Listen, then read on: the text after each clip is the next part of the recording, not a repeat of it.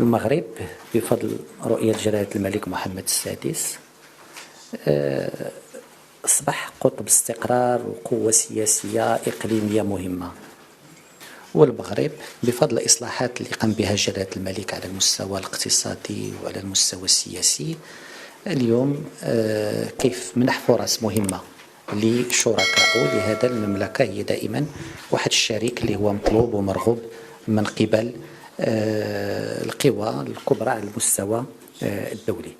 هذه العلاقة اليوم هي في واحد اللحظة ديال التجدد وديال التطور.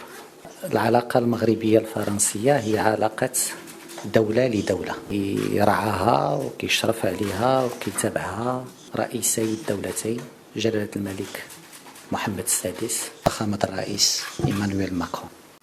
استقبلت اليوم زميلي وزير خارجية فرنسا السيد ستيفان سيجورني الذي يقوم بزيارة عمل إلى المغرب. هذه هي الزيارة الأولى اللي كيقوم بها معالي الوزير إلى المغرب، ولكن هي كذلك الزيارة الأولى إلى منطقتنا وإلى القارة الإفريقية بشكل عام. العلاقة المغربية الفرنسية هي علاقة غير عادية، هي علاقة متفردة لا مثيل لها، متجدرة في التاريخ، قائمة على واحد الأساس من المصالح المتبادلة، من العلاقات القوية في كل المجالات. العلاقة المغربية الفرنسية هي علاقة دولة لدولة يرعاها وكيشرف عليها وكيتابعها رئيسي الدولتين جلالة الملك محمد السادس وفخامة الرئيس إيمانويل ماكرون. والأساس في هذه العلاقة هذه هي هذه المتابعة والإشراف لرئيسي الدولتين، وكذلك اعتبارها أنها علاقة دولة لدولة. قلت العلاقة المغربية الفرنسية ليست بعلاقة عادية. فرنسا شريك متميز للمغرب على المستوى السياسي، على المستوى الاقتصادي، على المستوى الإنساني. هذه العلاقة لا مثيل لها وهي علاقة قوية. هذه العلاقة اليوم هي في واحد اللحظة ديال التجدد وديال التطور. تجدد في المضمون، تجدد في الفاعلين، تجدد في المقاربة، باش أنها